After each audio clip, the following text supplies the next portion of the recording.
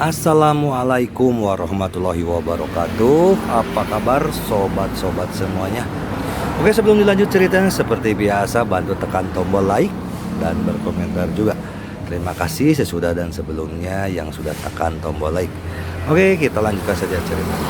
Bab 479 Cinta dan Kesedihan King Chang. Raja Naga, apa kabar? Feng Huang dan Qi Yuan berlari bersama. Saat King Chang menghilang, mereka merasakan tubuh mereka sakit, dan kemudian mereka bisa bergerak. Punggung Ji Fei berlumuran darah dan berdarah, seluruh tubuhnya kesakitan dan dia berkeringat. Tidak apa-apa, ayo kembali, hati Ji Fei sedang kacau sekarang, dan dia tidak bisa melihat melalui King Chang ini. Jika Anda ingin bunuh diri, berarti Anda sudah mati sekarang, atau Anda dibuang ke laut untuk memberi makan penyu tua. Tapi tidak ada apa-apa. Mengapa? Namun, memikirkan orang lain yang membunuh orang tuanya. Kebencian ini seperti gunung berapi, melonjak di dalam hatinya, siap meledak kapan saja. Berjalan, Qi Yuan membungkuk dan langsung menggendong Ji Fei di punggungnya, dan mereka bertiga segera kembali ke rumah sakit Boai. Sepanjang jalan, Ji Fei menjadi lebih diam, di dalam rumah sakit Pokok. Dong Sui, kenapa kamu ada di sini? Li Ruoxi menyelesaikan pekerjaannya dan segera berlari kembali. Alhasil, Ji Fei tidak terlihat, namun Sui Muhan terlihat terbaring tak sadarkan diri di ranjang rumah sakit, dan ia buru-buru membangunkannya. Sui Muhan merasa malu dan khawatir pada Ji Fei. Ruoxi, aku minta maaf padamu. Air mata langsung mengalir di wajahnya yang lembut, dan matanya dipenuhi kecemasan. Apa yang telah terjadi? Li Ruoxi sudah menyadari ada yang tidak beres. Sui Muhan menceritakan terakhir kali dia datang menemui Ji Fei, ketika luka Ji Fei kambuh. Kemudian Feng Huang dan Qi Yuan ditangkap dan diancam dengan hidup dan mati. Li Ruoxi hanya berdiri tercengang, matanya kosong, ekspresinya kusam, dan air matanya mengalir tak terkendali. Ruoxi, ini semua salahku, ini semua salahku, Sui Muhan berkata dengan nada mencela. Li Ruoxi menggelengkan kepalanya. Dia memikirkan apa yang dikatakan Feng Huang. Ji Fei adalah orang yang menggendong saudara laki-laki dan perempuannya, jadi mereka setia kepada Ji Fei. Mereka dalam bahaya, dan Ji Fei tidak mungkin tidak menyelamatkan mereka. Bahkan jika dia mengetahuinya dan mencoba menghentikan mereka, itu tetap tidak efektif. Dokter Sui, saya tidak menyalahkan Anda. Jika Anda ingin menyalahkan saya, Anda harus menyalahkan saya. Dia bahkan tidak memahami Ji Fei. Dia memikirkan sesuatu selama 3 hari dan saya bahkan tidak menyadarinya. Aku sangat bodoh. Aku sangat bodoh. Li Ruoxi menyalahkan dirinya sendiri dan menangis. Sui Muhan tiba-tiba tidak tahu bagaimana cara menghibur Li Ruoxi. Karena dia bisa merasakan kepedihan dan penyesalan batin Li Ruoxi.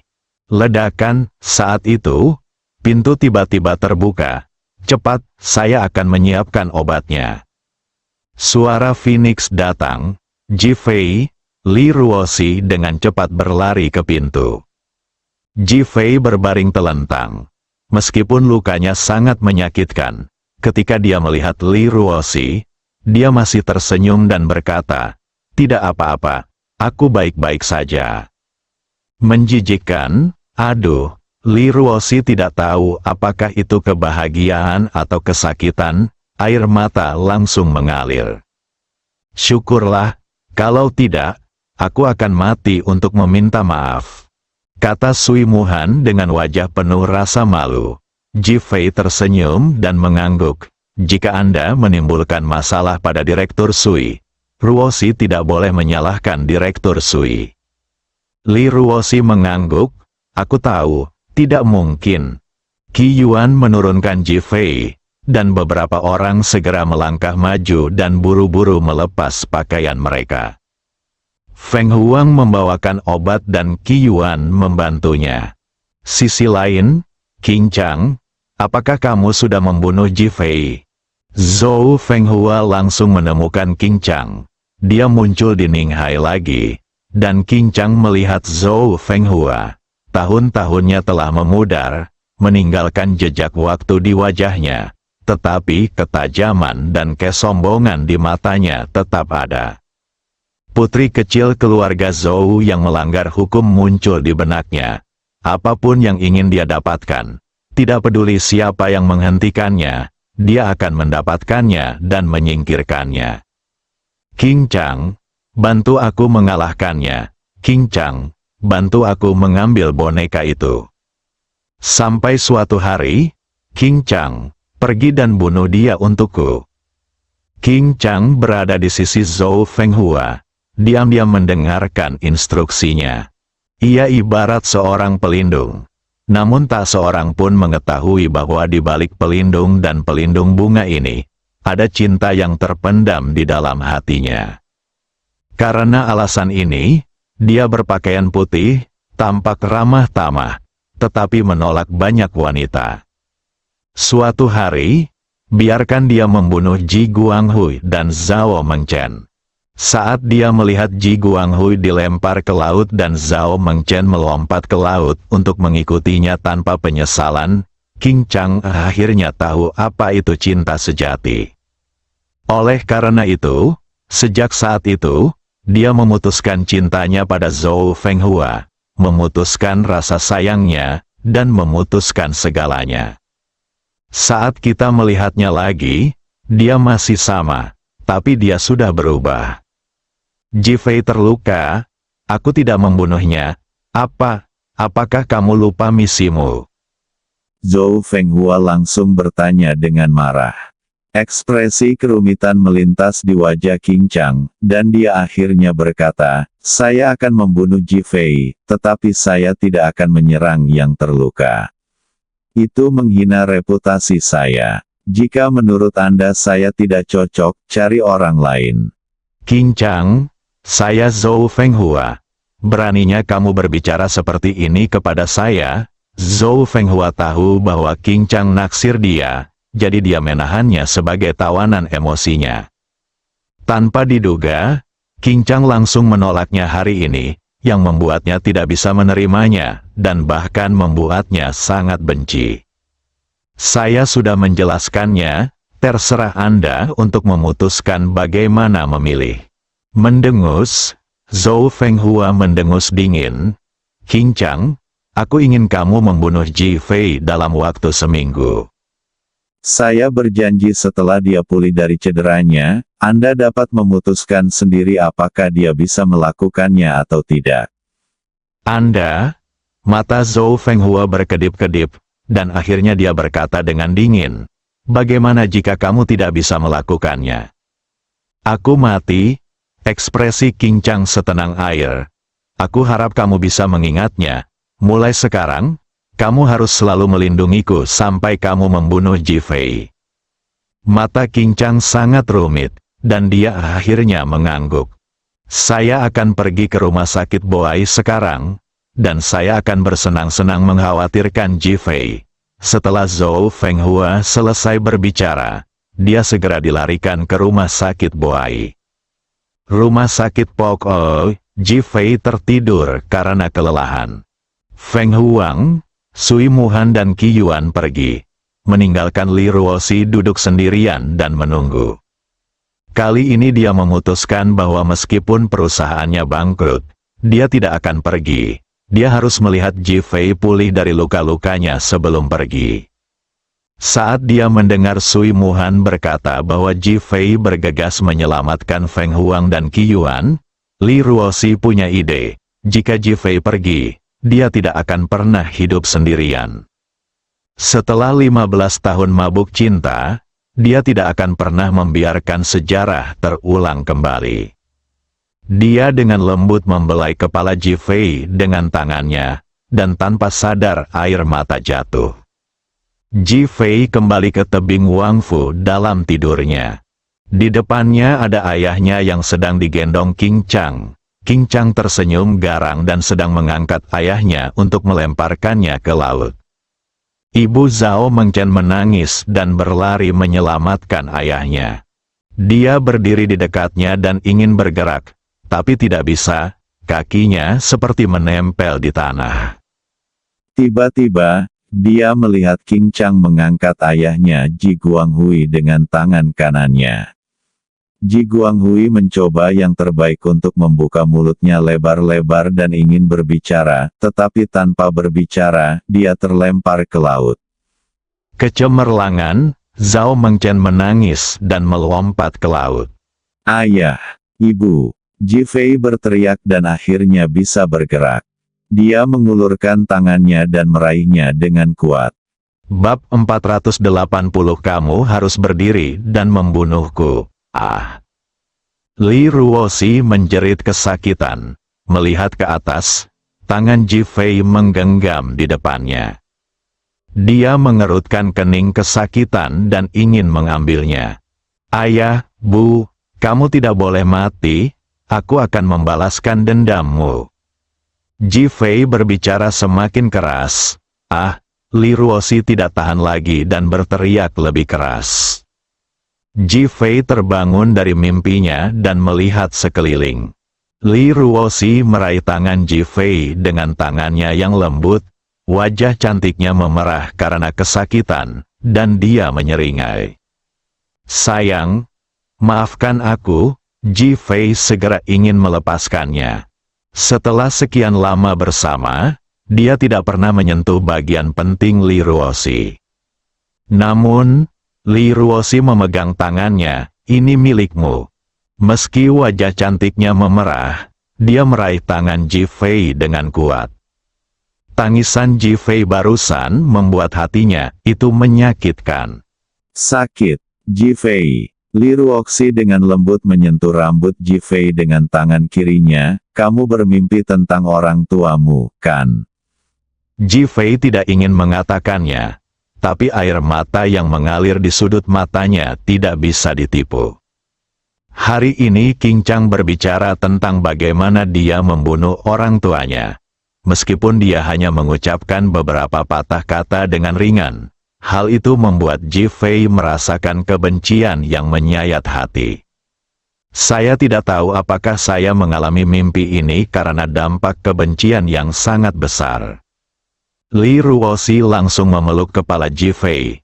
Suamiku, aku tidak begitu memedulikanmu di masa lalu, terlalu keras kepala, dan terlalu picik dan cemburu. Aku harus mengubahnya. Setelah kamu sembuh, aku akan melakukannya. Aku akan melakukannya. Jadilah istrimu yang sebenarnya dan berikan kamu anak. Ji Fei tidak menyangka Li Ruoxi akan mengucapkan kata-kata seperti itu dengan tergesa-gesa, dan sangat tersentuh. Namun, dia tidak ingin memberikan terlalu banyak tekanan emosional pada Li Ruoxi. Istri apa? Bisakah kita mempunyai 3, 5, 7, atau 8 anak? Oke, selama kamu memiliki kemampuan, aku akan memberimu bayi sebanyak yang kamu inginkan. Wajah Li Ruoxi dengan air mata di wajahnya penuh cinta, dan dia memegang erat kepala Ji Fei di pelukannya. Jujur, cinta sejati, kebenaran, namun, Ji Fei langsung menyemprot, hasil. Mulut yang terbuka langsung terisi. Dia benar-benar tampak seperti bayi yang digendong. Rona merah muncul di wajah Li Ruoxi, tapi dia tidak keberatan atau menyalahkannya sama sekali. Saat ini, dia hanya ingin memeluk kekasihnya dan memberikan cintanya yang terdalam.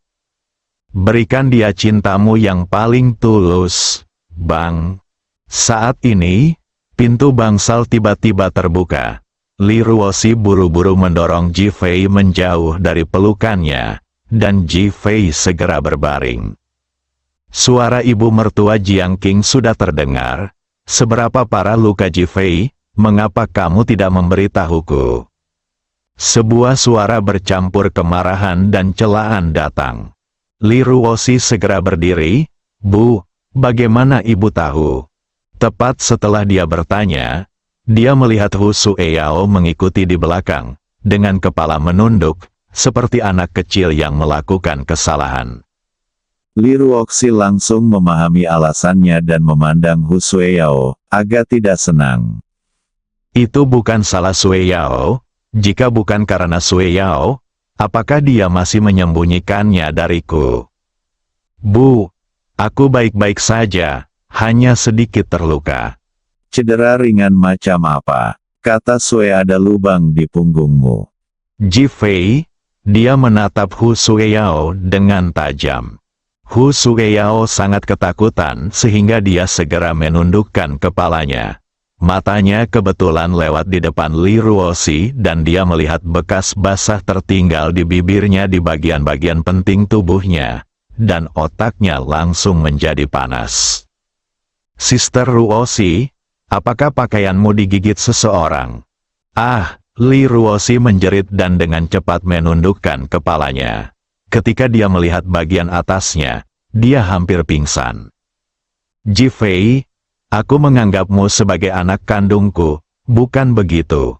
Jiang Qing melirik Ji Fei dan bertanya. Ji Fei mengangguk. Kalau begitu bisakah kamu mengizinkan aku menggendong cucuku secepat mungkin? Sudah berapa kali aku memberitahu ayahmu? Ji Fei terdiam. Li Ruosi juga sangat tidak senang dengan provokasi Hu Sueyao. Dia adalah istri Ji Fei. Jadi apa yang bisa dia lakukan jika dia didorong oleh Ji Fei? Bu, setelah luka Ji Fei sembuh, aku akan pergi dan melahirkan anak-anaknya. Aku akan melahirkan anak sebanyak yang dia mau. Hanya, langsung, tadi sudah disepakati. Tapi sekarang sudah disebutkan, tidak masalah. Jiang Qing tertegun sejenak, lalu segera mengangguk dan menatap Ji Fei. Kamu sudah sembuh. Jika kamu tidak bisa melakukannya, jangan salahkan ayahmu dan aku karena meremehkanmu. Ji Fei tersenyum pahit di dalam hatinya. Ibu mertuanya yang biasanya lembut tampak sangat cemas dan marah kali ini ketika dia terluka. Namun, saya merasa sangat bahagia di hati saya. Mengingat orang tua kandungnya dibunuh, merupakan suatu berkah bisa menemukan ibu mertua yang baik.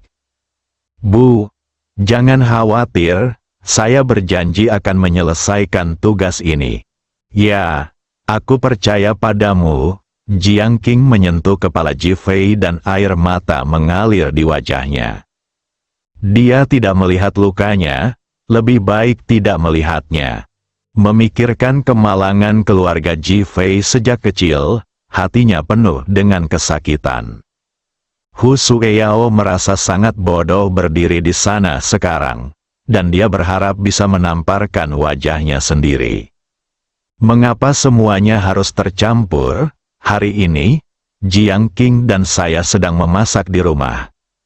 Jiang Qing bergumam bahwa dia tidak melihat Ji Fei selama beberapa hari, dan dia dengan santai mengatakan bahwa dia ada di rumah sakit. Jiang Qing tiba-tiba menjadi cemas. Dia menyadari bahwa dia telah mengatakan hal yang salah dan ingin mengubah kata-katanya. Sudah terlambat dan dia tidak punya pilihan selain membawa orang itu ke sini.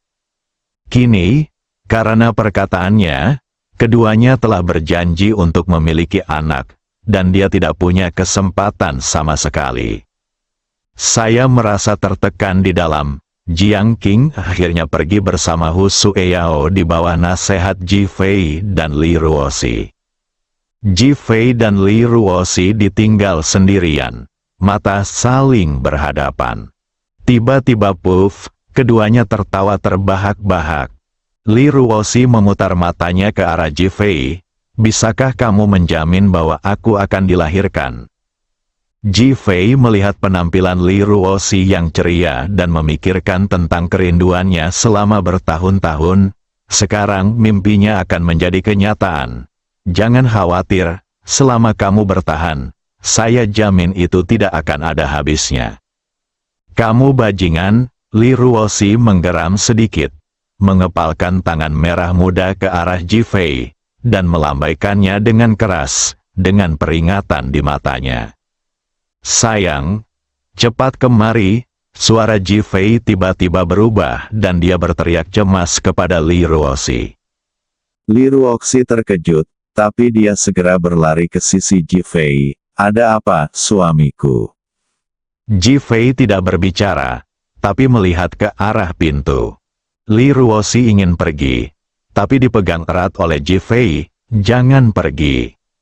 Li Ruoxi hendak berbicara ketika tiba-tiba pintu dibuka dengan suara keras. Ji Fei, ku dengar kamu terluka dan apakah kamu akan mati? Haha, suara bersemangat dan arogan Zhou Fenghua terdengar di pintu. Mata Ji Fei berkontraksi beberapa kali dalam sekejap, dan dia menatap ke arah belakang Zhou Fenghua. King Chang tidak muncul, tetapi tekanan yang dibawa oleh King Chang membuatnya merasa seluruh tubuhnya dalam keadaan siaga tinggi. Ternyata itu adalah seseorang yang diutus oleh Zhou Fenghua. Mengingat apa yang dia katakan sebelumnya bahwa dia akan memukuli Zhou Fenghua sampai mati atau meninggalkannya sendirian. Sekarang, dia melindungi Zhou Fenghua, dan dia membiarkan dirinya pergi lagi ke tebing Wangfu. Apa artinya ini? Zhou Fenghua, Ji Fei, berdiri dan bunuh aku, bersambung.